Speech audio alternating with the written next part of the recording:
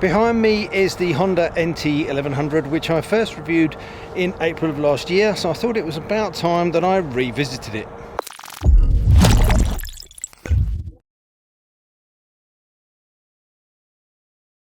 In that first ride review, I found that the NT1100 was a lovely bike to ride. It was well kitted out and it seemed to be priced well too. The looks were somewhat divisive, admittedly, the screen was inconvenient and the chain drive would upset a lot of the touring bike fraternity, which it certainly did.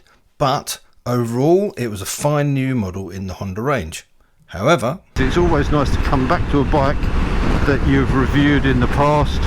It gives me a chance to look at it with a fresh set of eyes, but also knowing what I know from previous. And also there's obviously lots of comments on the videos, questions that people come up with or points that they make, so we'll knock off some of those. I won't worry too much about all of the stats, I'll probably mention some, but if you want to see the full first review, then you can click on the link up at the top of the screen. But today is more about kind of getting my point across about what I think about this bike as an everyday bike, on the basis that I've been using it for a couple of weeks. First thing I guess to talk about is that this is not a bog standard bike.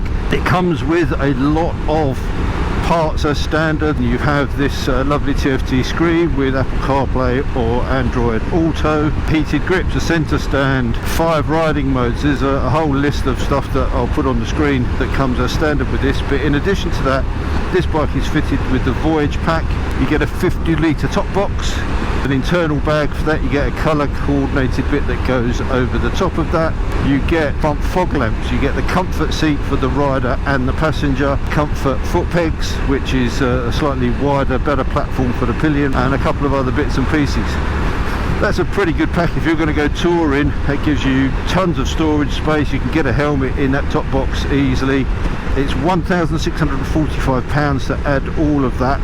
One thing which I will say about this pack, which I think is a no-brainer on the accessories, having ridden this before, is that comfort seat. So this has got the comfort seat for the rider and the pillion. I think actually really well priced for a Honda accessory. The comfort seat is £126 and I think it's £93 for the pillion seat, and it makes a world of difference. One of the issues I had was that I didn't think the seat was really all day comfortable. This is just another level. I mean, the stock seat's not bad, but once you've been in the saddle for 3 or 4 hours, you can really start to feel that this is a much plusher, much better seat, and it's been super comfortable. So if I was buying one of these, the first thing I would tick on that accessories list is the comfort seat. This is really where this bike comes into its own. Supremely comfortable, chugs along really easily. The DCT box on this one makes the general riding a breeze anyway, very relaxing. The screen is on its highest setting and I've got really good protection. The problem with the screen is something that I still have, which is something that I mentioned in the first video, and that is that it's really difficult to put it up or down. You can't do it by hand whilst you're riding. You've really got to get off the bike, squeeze the side of the screen in, lift it up. And it's got a huge range of movement and it works very well, as do these deflectors, almost just as well as handguards. They just push that wind around, and as well as those deflectors up here, I've also got deflectors down at the feet, which you kind of probably can't see that easily there, but I'll show you in a cutaway, and they're designed just to push air away from your feet, and again they work really, really well. But that screen, having an easier mechanism would be better. I think going electric could be an option. Obviously they have that on the Goldwing, but that adds more weight and more cost and more complexity. So it's one of those things, it's a niggle, but unless you're constantly moving the position, it's not really that big a deal. The other issue that people picked up is that it's not shaft drive. Yeah, I get that. I think obviously ease of maintenance is so much easier with the shaft drive, but again it adds weight, it adds cost, and it's quite a bit of development cost. This engine obviously comes from the Africa Twin, and so to develop a shaft drive to mate with this engine is not going to be quick, and it's not going to be cheap. It's not something that you can just pull something out of the parts bin and slap it on. Yep, shaft drive is easier, but then this bike, this is 13,499 with the DCT as a standard bike, not with all the other kit on it. If you want the manual version of this, it's 12,499. So this bike with the shaft drive is going to be more expensive. Yeah, I think it's a pretty good value bike considering everything that's on there. You're getting Honda quality, Honda reliability, lots of kit at a decent price. Two police outriders behind me and the lights have changed, so I feel less nervous now. It's always the same, I don't know about you. If you have a police bike following you, you always think, well, they're rating your riding. It's like doing an unofficial bike safe. So we'll obviously talk about DCT. I know it divides opinion. I'm a massive fan of it, and I understand those people go, no, the whole part of why I ride bikes is that clutch control and having that skill that you've learned, and it's like, okay, I get that, I completely understand that. I'm not here to convert people to DCT, but for me, I think it just, certainly on long distance runs, just makes things super relaxed and super comfortable. And obviously you've got manual control as well. I'm in drive at the moment. I can flick it just with a stab of the automatic manual button there. I'm now in manual mode in 6th gear, and I can up and down here and change exactly as I would do on a manual bike, just by doing it with my thumb and forefinger and not having a clutch to worry about. I am a DCT advocate. I do like it, and this bike I think is all the better for it. This TFT Screen I think is excellent. I've always liked this. I know there's some complaints about how long it takes to start up, but that's the whole point of having this secondary display down the bottom here. As I showed in a previous video, and I'll probably leave a link to that up there as well, you can just pull away without this screen starting up, because you've got your warning lights are all on here, so any of your engine warning lights are all on this screen down here. You've got your drive mode, what gear you're in, and your speed. So to get going, that's all you really need, and if it takes a few seconds for that to start up, then fine. That's, for me, is not a problem at all. You still have to have your phone connected to it, plugged in, as I've got a cable running here for the Apple CarPlay or the Android to work. I've just got that plugged in with my phone in my tank bag, which is something I forgot to mention in the previous bit. Is the tank bag is part of that Voyage pack, this 4.5 litre tank bag. In terms of a comfortable cruiser and tourer, I think this bike, I think Honda have really hit the spot with this. It's a lovely thing. 820mm seat height, so reaching the floor is no problem. It's very manageable.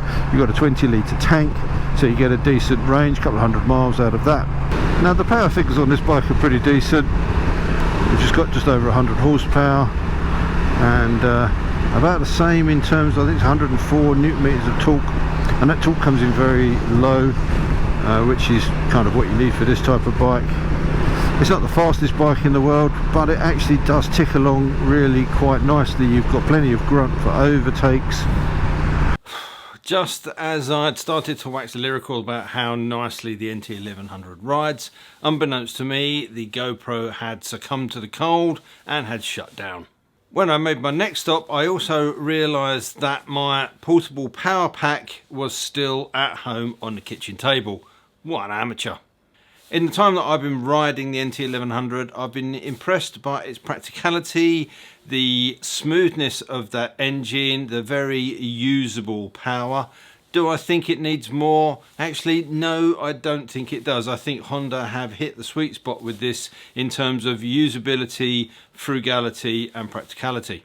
It's the sort of bike where you can make fast progress, but equally have a very gentle and docile ride around town. So let's rejoin the video, because thankfully I had also packed my Insta360 RS in the bag, but I did have to use it with an untested mic connection. Actually, it didn't do too bad considering I hadn't played around with it too much, and I just literally plugged it in and off I went. And at this point I was making my way back home. I'd left the major roads and was heading cross country using the B roads. So we've established that the bike is very capable on motorways. It's very gentle, very easy around town. I'm going to take a little bit of a twisty route back. Unfortunately though, it's still very cold, and I suspect it's going to be pretty icy and slippery in spots in the shade. The one thing I have noticed from riding this bike is it is still quite a good fun bike to ride. Actually, it has got a bit of shove to it. Anytime you do notice it is when you start to push on a little bit. I don't feel like I've got quite as much feeling out of the front end as I could have. It's not a problem, it doesn't worry you, but this is not a bike really to be pushing hard into the corners. It's a tourer rather than a sports tourer, and if you're after that kind of much more aggressive kind of riding, then this obviously simply isn't the bike for you. The suspension's pretty well damped. It's not the most sophisticated system in the world. You can dial preload into the forks and into the rear shock. I've just got this set on the factory settings and it's pretty dang comfortable. A little bit squishy maybe, as I said, if you're pushing on hard you might want a little bit more feedback, but Honda obviously have got to set this up to sit in the middle ground, so it's not horribly sort of wallowy and soft, but it's not super taut either, which is precisely what you want on this kind of bike. In terms of looks, well, that's obviously going to divide opinion. It's growing on me. I can't say that it's a beautiful bike, and that big sort of bluff front end, which people say looks a lot like a moped, and it does. I suppose it looks like the X ADV, but that actually does give you a really nice shape at the front in terms of wind protection. I did tell a little bit of a fib because you can actually push this down whilst you're riding. It's a bit of a push. You can, with a shove, physically push it down. So there, if you've got it in the down position, if you want to get it back up, you've got to get off the bike, grip it, lift it back up into that position. Ooh. Try not to fall over slipping on the ice. So yeah, not ideal, but it is what it is. Would it stop me buying one? I don't think it would, no. So, in revisiting the NT1100, have I changed my opinion from the initial review? And the answer is not really.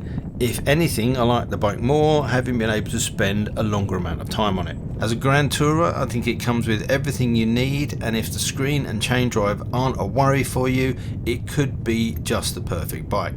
The look may not be exciting, but it's definitely classy, and I think that's a good way to sum up the bike as a whole. Sales have apparently been very good, and I'm not hearing very much, if any, negative comments from owners. I'd like to thank Honda UK for letting me use the bike, and if you have any questions, let me know in the comment section down below. So until next time, thanks for watching, take care, ride safe, and I'll see you soon. Bye.